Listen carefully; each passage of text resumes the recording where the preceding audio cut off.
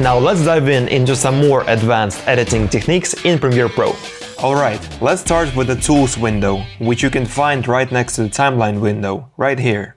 If you don't see it, just go to Window, find Tools, and make sure it is selected. Inside the Tools window, you can see different tools that can help you edit your videos. So let me drag a couple of videos to the timeline. This one and this one, for example. Then I'm gonna zoom in just a bit. And here's our clips. So by default, you always have the selection tool selected. If it's not selected for some reason, just click on it or press V on your keyboard. So the selection tool is quite simple. It just lets you move your clips inside the timeline window. So you can move your clips to the right or left, or you can move them up or down. The next very important tool we're going to talk about is the razor tool. So to select it, just click on it or press C on your keyboard. With the razor tool, you can add cuts to your clips. So for example, I can make a cut to this clip. I'm going to cut it just in half. And now you can see that we have two different parts of the same clip. And now I can move the second part of the clip to the right and put clip number 4 in the middle, like that. Let me just make this track a little bit bigger. So now what we have is the beginning of the clip. Then we cut to another shot. And then clip number 2 continues. You can also get rid of unwanted parts of your clips with the razor tool. So for example, if I don't want this clip to be so long, and I want it to end here, one way to make it shorter is by trimming it, just like that. Let me undo that with Ctrl Z. And another way to make the clip shorter is to select the razor tool and add a cut right here. Then you can select this part and just delete it by pressing delete on your keyboard. Personally, I never use the razor tool like that, because I have a special keyboard shortcut to add cuts to my clips, and this is how real professionals work. So let's create a keyboard shortcut to add cuts to our clips. Let's go to Edit, and here I'm gonna click on Keyboard Shortcuts. Now in the search window, type Add, Edit, and let's change the default shortcut. So just click on Ctrl K and press S on your keyboard. Then just delete the Ctrl K shortcut. This way we will be able to edit much faster. And since we're here, let's change a couple more shortcuts. So let's go to the search window and type Zoom In. And let's change this shortcut as well. So just click on it and press W on your keyboard and delete the old shortcut. And let's change one more shortcut. Just type Zoom Out. And let's change this shortcut to Q and delete the old shortcut. And let's click OK to get back to editing. Now let me explain you what we just did by creating the shortcuts. So now, for example, if I want to add a cut to this clip right here, let me just zoom in. So I don't need to go to razor tool, then click here to add a cut. Let me just undo that. What I can do instead, I can just drag the playhead where I need it to be and just press S on my keyboard to create a cut.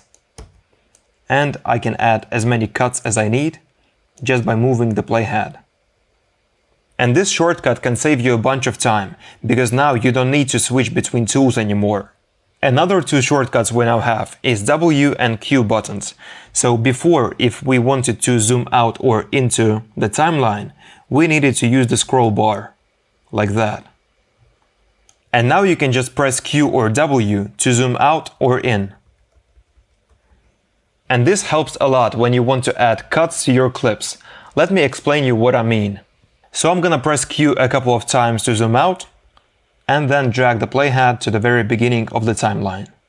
And now, since the playhead is in the very beginning, when I press W to zoom in, it's gonna be zoomed in right where the playhead is, and it always works like that. And now, by pressing S on my keyboard, I can add a cut to every single frame. And I'm gonna delete every second frame by selecting it and pressing delete on my keyboard. Now I'm gonna zoom out using Q button on my keyboard, move the playhead to the very beginning, and press spacebar to see what we've done. As you can see, we've created this interesting flickering effect just by using the razor tool. Let's move on to the next tool in the tools window, but first I'm gonna select all the videos and press delete on my keyboard to delete all the clips. And now I'm gonna add some more clips. Let's add the new ones, just like that. So the next tool I want to show you is this track select forward tool. So if I select it, you will see that now we have these two arrows on our timeline. And now if I click anywhere on the timeline, for example here, everything beyond this point will be selected. So if I, for example, want to drag all the clips, I just need to click in the very beginning of the timeline. And then I can move all the clips like that. Now let me add some more clips to explain it better to you. So I'm gonna add this clip like this, I'm gonna add this one like that, and maybe this one as well. And I'm gonna move some of them here. So I'm just randomly adding clips to the timeline to explain how this track select forward tool works. So now we have a bunch of clips on the timeline, and instead of moving every clip individually, I can just select a point on the timeline, and everything that is beyond the point is going to be moved. So for example, I can click here, and now this clip will be moved. Or if I click here, everything that is beyond this point will be moved. Or if I click, for example, here, everything apart from the very first clip will be moved. Now let me move this one clip closer to the rest of the clips to show you the next tool. So if you have a look at the tools window, you will see that some icons have this little triangle in the bottom corner, which means that if you click and hold on any of the icons with this little triangle, there is going to be a drop-down menu. So let's click and hold on track select forward tool. And you can see that there is a drop-down menu with another tool, track select backward tool. So let's select the track select backward tool and see what it does. So this tool works the same way as select forward tool, but instead of selecting everything that is beyond the point where you click, it selects everything that is before the point where you click. So for example, if I click here, you will see that only these two clips will be selected, and then I can move them. If I click here, everything that is before this point, so all these clips are selected, and now I can move them. If I want to select all the clips, I just need to click here, so that all the clips are selected. And now I can move all the clips at once. Now let's go back to the tools window, click and hold here, and select track select forward tool again. Let's suppose that you only want to move the clips that are on video track number 1. So what you can do is you can hold shift on your keyboard, then select the clips that are on video track number 1. And only these clips will be selected.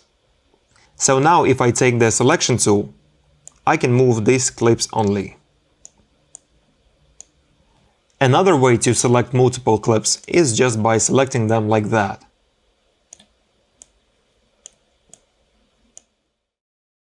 Or for example, if you only want to select video without audio, you can hold Alt on your keyboard and then select video only.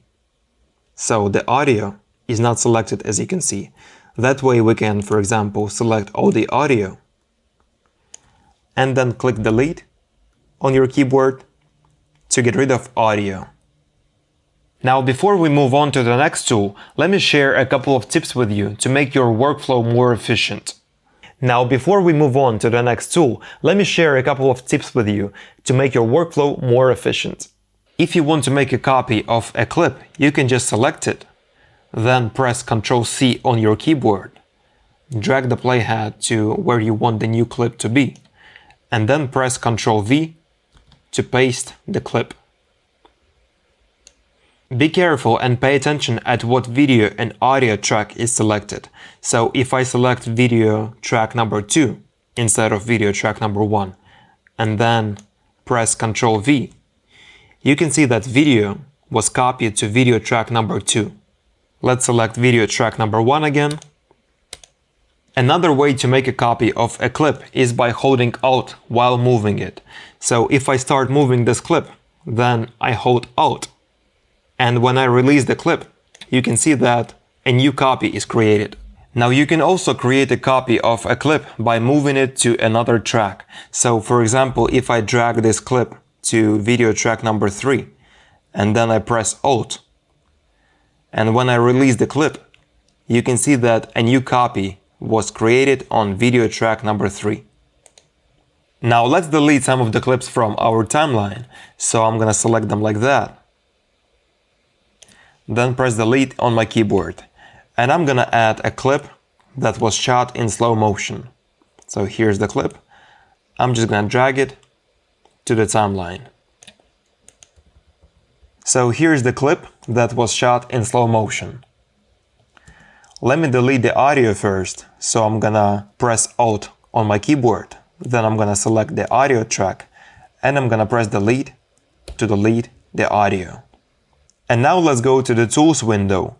Click and hold this icon here and select Rate Stretch Tool, or just click R on your keyboard. So what this tool allows me to do is to stretch a clip or compress it, to speed it up or slow it down.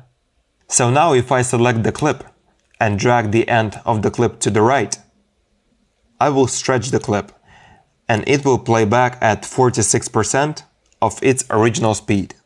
So now let's see what we have. As you can see, we've created this smooth slow motion because the clip was shot in 60 frames per second, whereas our timeline is set to 24 frames per second. The same way I can speed up any clip. So if I drag the end of the clip to the left now, I will compress the clip, which will make it play faster. So let me zoom in just a bit. And now, as you can see, the speed of the clip is now set to 236% of its original speed. So if I play it back now, it will be really fast. Have a look.